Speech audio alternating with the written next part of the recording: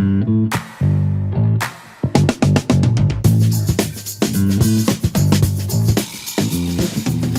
to the latest edition of the Omni Talk Spotlight series, the series that highlights the people, the companies, and the technologies that are shaping the future of retail. I'm one of your co-hosts for today's interview, Ann Mezzenga. And I'm Chris Walton. And Chris, today we get to have one of our favorite retail industry experts on the show. I could not be more excited. It's been a minute.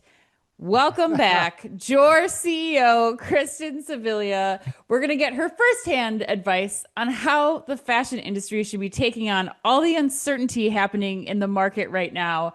Kristin, we've been wanting to have you on. Welcome to the show. We're so excited to have you back. Thank you both. You know, I've been looking forward to this for weeks when we decided to do this together again. So thank you. Thank you. Yeah, it's been a good number of years since we first had you on. I think the last time is during the pandemic, and it was. Kristin, it doesn't feel like there's that much going on, though, right? You know, it's been very easy since then. Yeah, right. There's not much has changed really. But anyway, all right. So in seriousness, well, for those that maybe weren't around and listening to Omni Talk 5 years ago, and I don't know what was wrong with them if they weren't, but that are maybe listening now, tell us a little bit about your background and also about JOOR's role in the fashion industry, what it does. Sure. So I'm CEO of JOOR for over 8 years now. Our original background relates a lot to Chris, actually. I was a buyer. My first buying job was beach, just like Chris. I think you were at Target, and I was at Macy's. Oh my God, yes. Yes.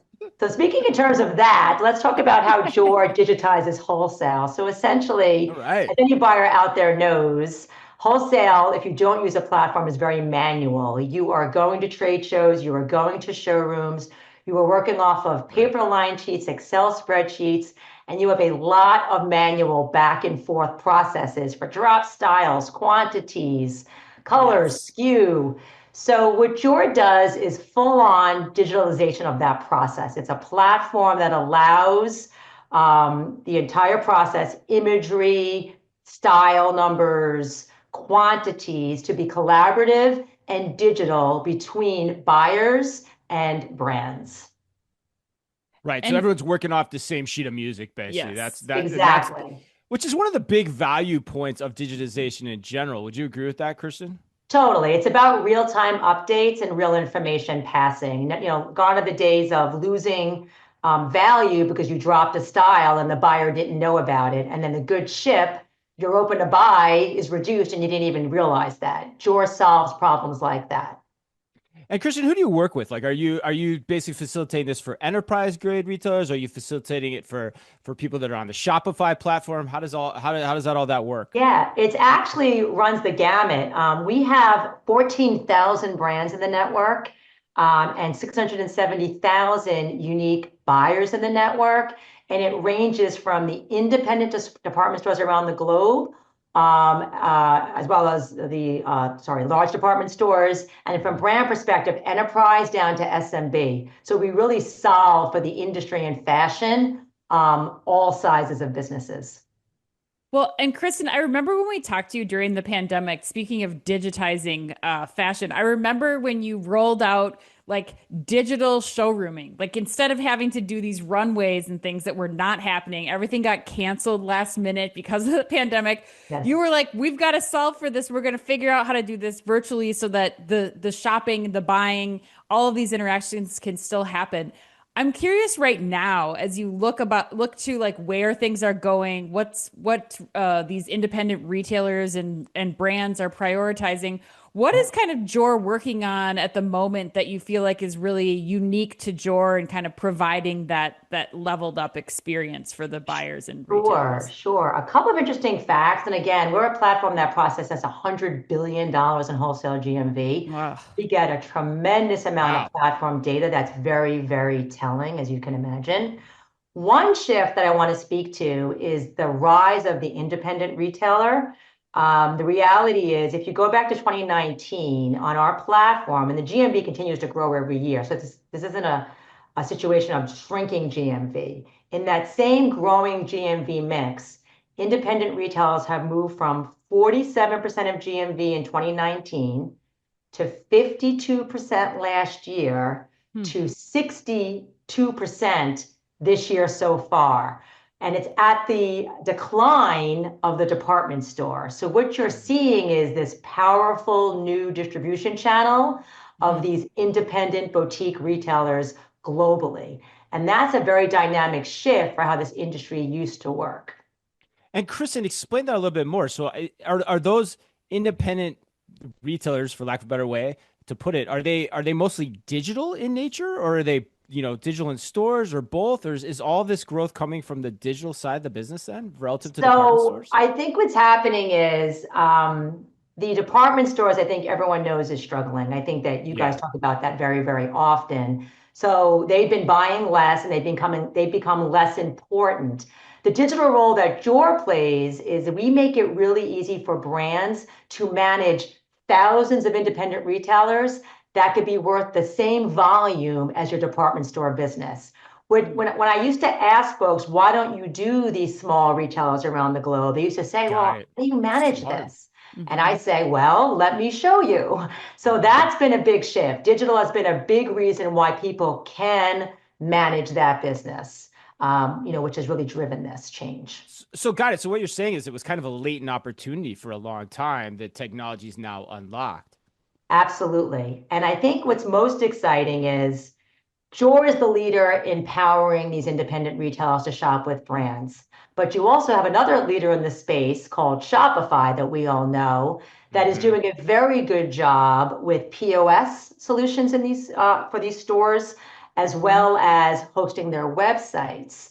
So a unique launch that's happening momentarily, we're going GA this month for JOOR, is a Shopify integration, which essentially allows these small retailers to not only log into JOOR and do all of their wholesale buying for all the brands that we have, but to then automatically sync that data to their Shopify POS and their Shopify websites, really creating a true, complete digital situation, which is super exciting.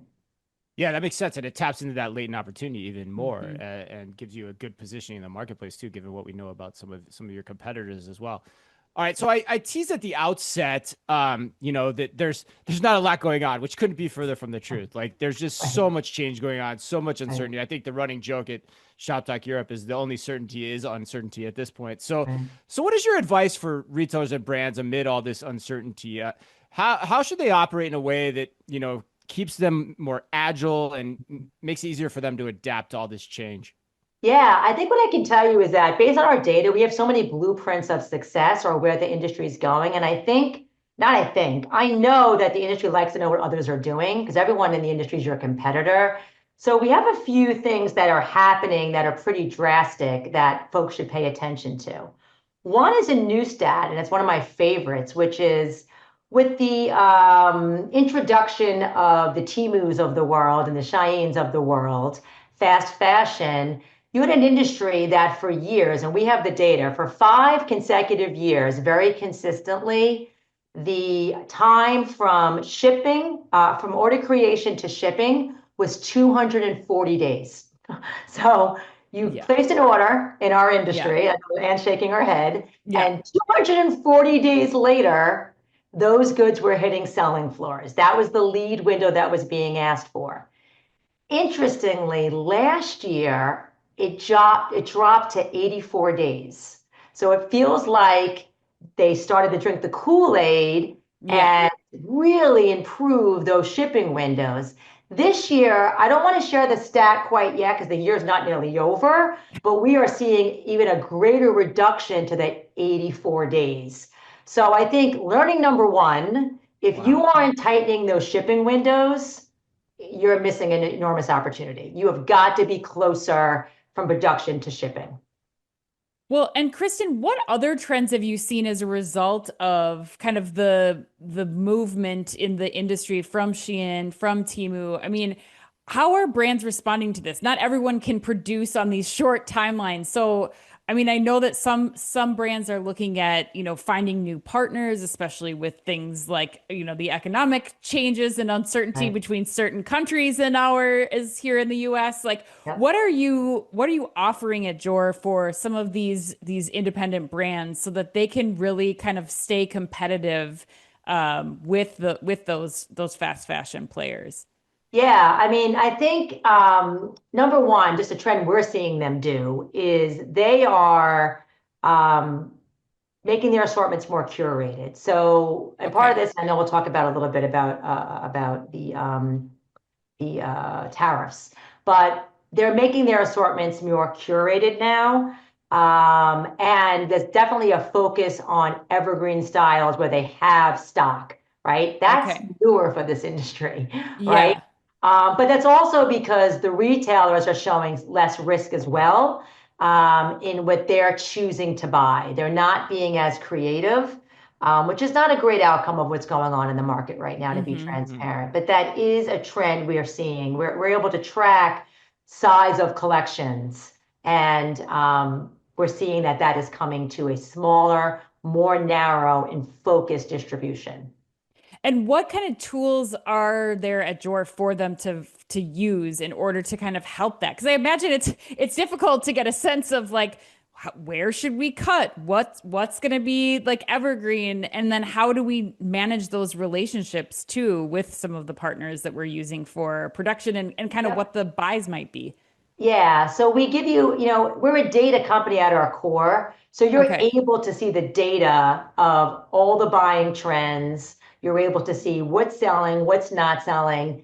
And by selling, I don't mean the consumer selling. I mean the wholesalers buying from you. So you know what Hmm. items you should go forward with Okay. and what items you should cut. And if you choose to cut them before they ship, because you're on a platform, you're able to notify very easily we're not making this. Not enough people have chosen this, Hmm. but we recommend this instead. And when a buyer says, oh, I accept that change, you've auto changed those orders so that you've lost no open to buy, but you've been able to keep that narrow assortment. Okay. And that gets back to what Chris was saying about working off the same sheet of music, I think, too, Yes, where everybody's kind of working off the same data. true collaboration, correct. Hmm. Yeah, it's kind of one of the key principles of digitization, really. So, Chris, I want to make sure I go back to so you're saying people are curating their collections more. Is essentially because they're just betting on what they think is going to work, what they have tried and true data telling them they've sold year over year, which is kind of a risky game Correct. in the fashion business, It right? is a risky game in the fashion business, but that's what we're seeing. And I think the tariff situation is obviously weighing in on this as well. Okay. Bringing in more merchandise, more different merchandise, and having this tariff problem, it just has them focusing, things are going to cost more if this all works out and goes through, right? So it has them focusing their assortments on the wins, the sure wins. And it's not great because what you're seeing is the fun colors that a lot of people used to bring in, less of those, right? Right. Hmm. Higher risk. But what we're advising them actually is strategically, you actually can raise prices on those new colors more so than what folks are used to. Oh, that's So we're interesting. saying don't cut too narrow because if I'm seeing everyone cutting narrow, you're going to be different if you bring in that bright green item. Hmm. And you could probably charge more for it and be okay because there's not going to be a lot of it in the market. This is the kind of help that JOR can give you to strategically buy and raise those prices. Is there anything else they should do in regards to tariffs that you're seeing as well? Because tariffs seem to be the talk of the town at pretty much every conference we go to. Yeah, so we published this really exciting white paper, which you can find on JOR.com at the end. But essentially, we found a lot of information, not just from survey data, which is embedded in our platform, where we're able to survey people as they use us, but also transactional platform data of what's actually happening. So from our white paper, we're seeing some interesting outcomes that are probably counterintuitive to the purpose of these tariffs. So, number one, probably no surprise, about 85% of brands are telling us that they are going to increase their prices. They're going to pass these increases off to the retailers who are also telling us they're going to raise their prices and pass it off to the consumer. So price increases, assuming this works out the way we think, are in our future for sure. They gave us an estimate of what they think they're going to increase their prices at, and that's something that JOOR will be able to check in a few months when the tariffs actually go into effect. Their estimate on average, which was funny, was the same for brands and retailers, was 20%. What I will tell you is in the platform, we're not seeing much yet. We can run the data, as you can imagine, actual orders placed every single month. And I think May versus April was only 3%. So nothing really has happened yet. However, we don't know what the tariff prices are, or do we? I don't know. Yeah. When they're going to happen, do we? Right. I don't know. You would know better than we would, Kristin. Exactly. So we are going to watch it, and we're going to be a really great resource, but meant to be in a helpful way. Because again, the whole concept of you don't want to be more expensive than everybody around you. So our ability to tell people every month, this is what we're seeing, right? You can kind of get yourself in line and know what we know, how high you can go, right? So it's super exciting. But I think what's really interesting out of the survey is that it's really going to hurt American brands. We have 85%, or sorry, 76% of non-US retailers telling us that they're not going to buy. They're not going to buy. So it's not great where this is going to land for them. Yeah, and the funny thing for me too is when you think about 20% as the number, that kind of feels like the convergence to the mean of me just putting my thumb in my mouth and putting it up against the air to see where the wind's gonna blow, because none of us know what the heck direction. Where did it come from? It was so funny that it was so consistent. It's like, so we're going to be the ones who true that up, and we're going to, publish it and let everyone know what's really happening in the industry. So we're eager to see July when this is supposed to start. So Kristin, that talks about like the way the market's responding to, items that they're procuring for the future. What about the situation in regards to like selling through current inventory or your current stock? Is there anything retailers need to think about in regards to that? Yeah, I mean, bottom line, that's going to be your cheapest inventory. So one of the things JOOR is doing to help is we're launching an event called Ready to Ship Style. It is our first ever ATS, available to sell event, where any brand who wants to participate, that's a JOOR member, can put a line sheet, so to speak, of inventory, items with inventory on this event. And global retailers at no cost to them will be able to log in. Now, what's interesting is if the tariffs go into effect, because this event's launching June 24th, if the tariffs go into effect in July, you can buy from your own region, right? You can kind of see where inventory is available. And this will really help stores who, I think the industry has pointed to this problem, but a lot of boats either stalled or turned around. So there are going to be inventory problems. So JOOR sort of saw this as a solve of, we know some of you have extra inventory. We know a bunch of these retailers are going to be a little short when it comes to the coming months. Let's look at what you still have. And by the way, these aren't bad goods. These aren't markdowns. It's just what they have in stock that they can ship immediately. So that's what this event is about. We're very excited about launching this first ever event.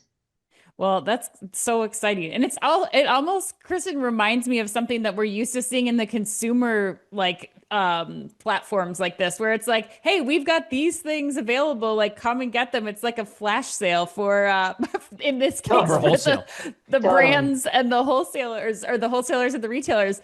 One other thing that you've told me about, and I want to make sure we cover for our audience listening, is really talking about, with all of these market constraints that we've discussed, it's also going to be really important for retailers to make sure that they have a unique kind of collection or unique assortment, especially in their own region, as you mentioned, if that's a requirement given potential tariffs and things.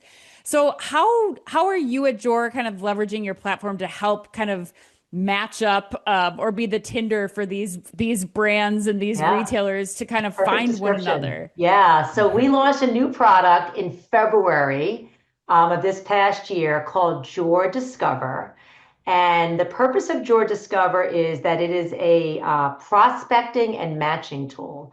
So when you look, when we spoke to brands about how they grow their distribution, especially now that the independent retailers are such a large, important piece of here, they described to us a very, once again, manual process of searching Google and trying to find data. But the reality is the data for these independent boutiques doesn't really exist. There's not a lot about them out there.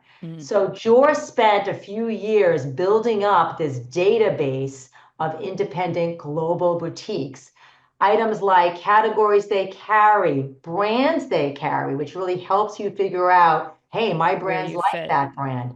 Price points they carry, aesthetic of the boutique, the actual buyer you want to talk to. And we populated all of these profiles to enable matching and AI to be utilized to truly bring together these parties so that you as a brand can narrow down your distribution to an exact region. If you're in the States only and you currently do really well in New York, but you think that you would also do well in Atlanta, go find the boutiques in Atlanta that match your price point, aesthetic, categories, and then you can reach out to them. The reach out itself is an AI tool as well. We purposely don't let you do bulk reach out, sending the same message, because that gets no response. But the AI tool does how we're all using AI. Say you're a sustainable brand. When you use the AI outreach tool, it's beautiful. It pulls it automatically. Your beautiful imagery, your style, line sheet, pricing, all of that. And then it says things like, hi, I see that you are a sustainable retailer. We're a sustainable brand, and here's why we'd be great for you, right? And then you either edit the draft or just use it. And then you can go in multiple to a ton of retailers. And what you see from this tool, which I think is super exciting, is the prospecting success rate is 9 times better than cold outreach. But even more exciting is that the repeat business rate of these connections is 78%. So you can expect a reorder 78% of the time, and not just one order, but 5 in the first year. Wow. And that's like you said before, like, 5-10 minutes ago, that's just all growth, basically. That's just latent, untapped growth if you can get that recurring. One question it brings up for me is how do you audit the veracity of the claims of the retailers? Like, these are the brands we carry, this is what we stand for, that type of thing, to give them the confidence to do business with these folks. I have all the orders. Right. That's I have 100 right. billion. That's why. So I have all the orders. I walked into that question. Oh my So you walked right in. So thank you. We have all the orders. So they place orders on JOOR, and that's how we were able to populate. And we populate all the time, by the way. This is a growing database. We on average add 40,000 new SMB or independent retailers a year. By brands bringing them in, but it's the orders that is the real thing, because this is not, you can't scrape. Where are you getting this from? No, you can't. That's the unique value proposition of JOOR. Behind a login, behind a firewall, JOOR has gotten this data and populated these. It gets more data and more answers, right? And it gets better and better each time.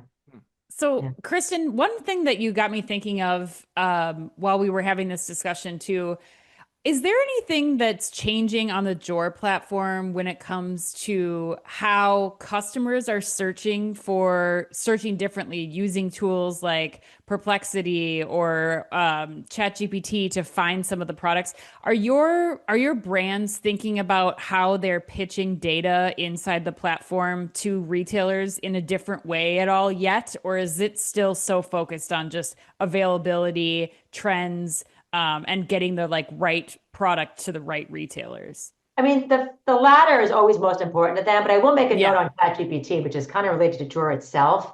We are seeing a huge increase in people just finding JOOR because of ChatGPT. Right. So that's like a huge change, right? Google used to be the big channel, SEM, all that stuff. So first and foremost, just getting into JOOR, whether you're brands or retailers, and we rank very well, which we've worked on. But essentially, if you say, I'm looking for new wholesale partners, JOOR, we're coming up. So just getting into the funnel there. As far as AI usage, we've embedded it in for them, which is this whole, when you're doing the outreach, we're saying don't type this yourself. Yeah. Use AI, polished words to do this outreach. But personalize, put in the personalized facts, or we pull it ourselves, and we can really give them good outreach tools. Kristin, what's the order of magnitude on that change? You're the first person that we've talked. We've Ann and I've always thought what you said anecdotally. I mean, just as I go to the Kentucky Derby and I sit with my friends and they're all typing things into ChatGPT on what horses to bet. It's like, oh my God, everyone's using this. But you're the first person that's actually said it to us on a podcast where they're seeing a market difference in, people finding JOOR through that interface. Is there any order of magnitude of pre and post that you I can mean, share it used to with be us nothing, without giving obviously. I mean, specifics? Yeah. a year ago, I didn't even use it. So I use it Right. I use Gemini. I use Gemini, but same idea. We have noticed now, like once a week at least, we are getting a new lead, for example, from either ChatGPT or Gemini, and that was out of nowhere. Like we never, it was always Google, Google, Google. And I think last week alone, I think there were 3 last week. And my sales team gets very excited, like, oh, this brand told us that they put into ChatGPT the best wholesale solution, and we came up first. And we're like, that's awesome. So we're leaning into that because we see who our users are and understand very much that there's going to be a shift here, and we have to be and rank there as well as we rank in other places. Yeah. But it's 1 or 2 a week is a lot. That's a lot. I mean, of deals to come through that way. Yeah, and that's smart too, because I got to think the people that are most acclimated to wanting to use your solution are probably people that are trying to use those platforms as well. So that makes a ton of sense. Correct. All right, well, that was awesome, man. This time just flew by. We were like going, just throwing questions off the top of the head and walking into things that I had no idea to expect. That was great. It was a good time for sure. Yeah. So if people want to get in touch with you, get more information on JOOR from ways other than just putting it into ChatGPT, or they want to download the white paper, what's the best way for them to do that? Took away my line, but anyway. Oh man, sorry. But yeah, JOOR.com, obviously, we're always there for free consultations of your business to really show you use cases of JOOR and how we can help you. I'm also available, Kristin Savilia on LinkedIn. Always can reach me directly as well. But yeah, we would love to help anybody, including, by the way, I meant to mention D2C brands who don't do wholesale at all. We have a lot of those who come to us in the past year, and we can help you in a consultative way enter wholesale as well for those brands, which are many, who are looking for new distribution channels. Imagine there's a lot more of those since the pandemic too. Yes, there is. Yes. Well, Kristin, thank you again so much for taking the time with us today. Make sure to check out JOOR.com, and we appreciate all of you who have been there listening in. And as always, on behalf of all of us here at Omni Talk, be careful out there.